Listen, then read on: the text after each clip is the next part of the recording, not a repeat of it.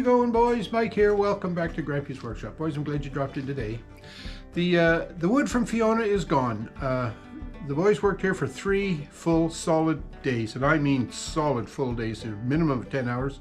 I'm in awe of the amount of work that they've done. But they cut up all the wood and they yarded it up here and piled it out here in the landing. And today I'm expecting them to show up with the truck, start hauling that wood away. So we're going to try to get some video of that when they show up. But in the meantime, I did get some video the other day. If you remember, if you can recall, when I was panning around the yard here, there was a big spruce tree that had blown over. Didn't break, it just uprooted, and it blew over into a beech tree. And the beech tree was starting to bend and bend. You know, beech trees are so soft. I was scared it was going to fall on my woodshed. But the bigger problem I had was, how am I going to cut that down? Because my original plan, of course, was I was going to clear all that out front myself. Boy, did I underestimate that job by a million miles. But anyway, I was thinking, you know, after I clear out down front, how am I going to get this tree down? Because it was a big tree, and I had no idea in the world how to cut it. So that was one of the main reasons why I got these guys in with their gear and their heavy equipment to take that tree down. So I did get a video clip of them hauling that tree down so that it wouldn't crush my woodshed. So I'm going to start the video with that clip. And then when Buddy shows up to haul the logs, we're going to get some video of him loading up his truck with the logs and hauling them away. So let's go have a look.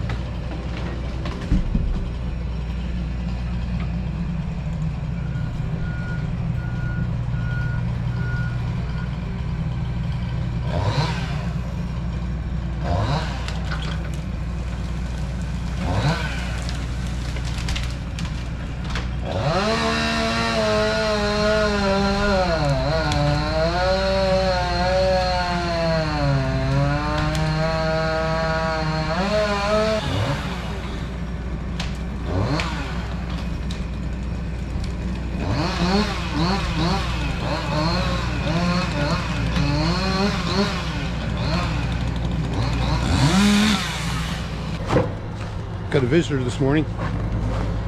Buddy's here to pick up some logs.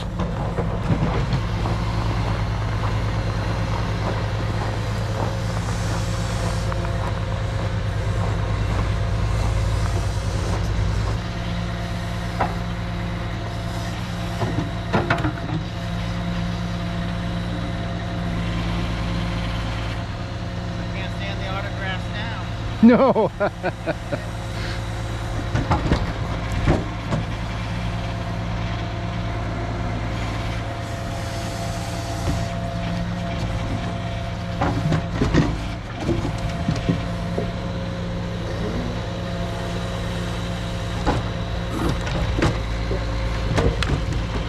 operated one of those log grapples, but the guys who operate them often, they're pretty slick with them. I bet you they can scratch your back. He finished up the cutting, let me see, today is Saturday. He finished up the cutting on Thursday, and then Thursday night it snowed and blowed like crazy. And we got about 8 inches, and this morning now it's about, I don't know, right now it's probably 14 below. It's pretty chilly overnight, but it's early in the morning again, probably not even 8 o'clock, and he's here to get his logs, so gotta like that, eh?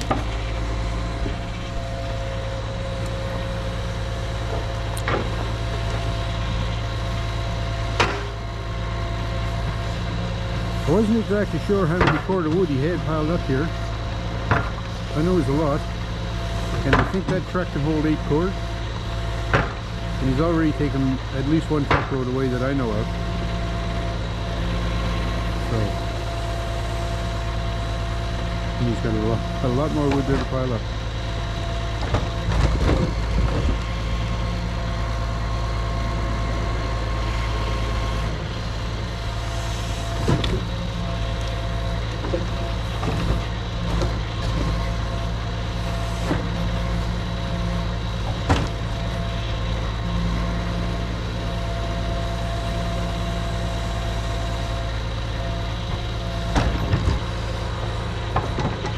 You know, these guys that cut logs and haul logs, here in Nova Scotia we had, it was it was just called Paper Excellence. It was a pulp mill, was operated in the Pictou area, in the Glasgow Pictou area. So that mill has since been shut down because of a lot of different reasons, political interference and First Nations problems they were having with the pollution on their property and their land.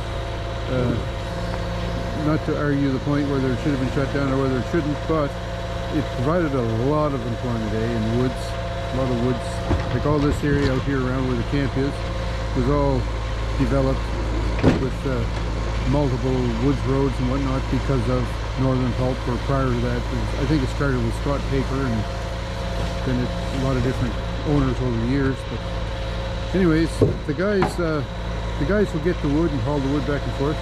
They work hard and they work long hours, and I don't know what kind of money they make. They make good money, I'd say, but you know, they work for it. They work for their money, and you get these guys, you know, that they drive the trucks. The places they go with these trucks in the woods to get the logs, it would scare you. I know I've been out around through the woods different times on the ATV. When you go down these roads that you wouldn't even think the ATV would get over, and next thing you know, you find a truck like this parked in there, or oftentimes it's a tractor trailer parked in there, and Buddy's loading up the wood, and he's there all by himself. And what he does is he drives the truck, he loads the truck, you know. So, and like I say, they drive. We're about an hour and a half away from where the pulp mill was, so they would have to drive an hour and a half to get here, and they spend, you know, 20-30 minutes loading, and an hour and a half to get back, and then they get right back in the truck and come back for another load. And it was, you know, they worked hard for their money, like I say. I don't know how much they made, but they earned every cent of it. Now the roads are still open here in Nova Scotia, but I think they're going to close next week. They close the roads here every spring as the frost comes out of the ground, so that the heavy trucks running on them won't damage the roads too much.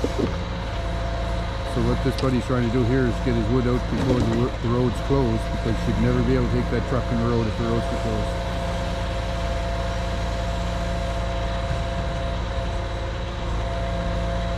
So he's getting quite a little load on there. He's going to have a good 8 cord for sure. I say 8 cord because the truck's 8 foot wide, and those stakes are probably 8 feet high, so he can get 4 cord on the front, 4 cord on the back. So good 8 cord, and that's heavy load too.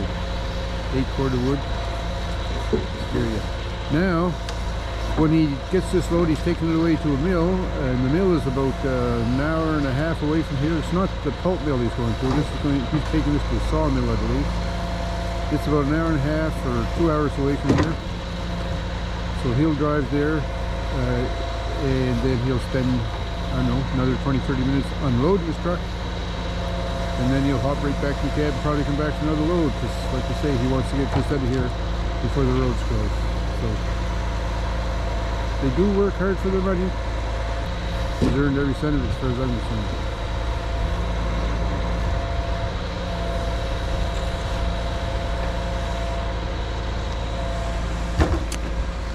So there you go, a little woodcut history in Nova Scotia. All right, there you go. He finished that load, hauled it away. That was his first load. It's the end of the day now. It's after supper, and he come back 2 more times and took the rest of that wood away. And he was telling me he figured there was over 30 cord of wood that he pulled off this property here altogether. Holy dime, 30 cord. And I was going to do that myself. Whoa. Yeah. Anyways, glad it's all gone. He's going to come back and do the stumps and the brush whenever he gets a chance, but he wanted to get the wood hauled before the road's closed. So good for him. It's all gone. Now, as clear as that lot is out there, I'm telling you, we've got a lot of work ahead of us still. So thanks for tuning in. Don't forget, thumbs up me and leave me some comments. Tell me if you have any ideas on what we can do to this barrens that we have now between the camp and the lake. Have a great week, folks. Stay safe, stay warm. We'll talk to you soon.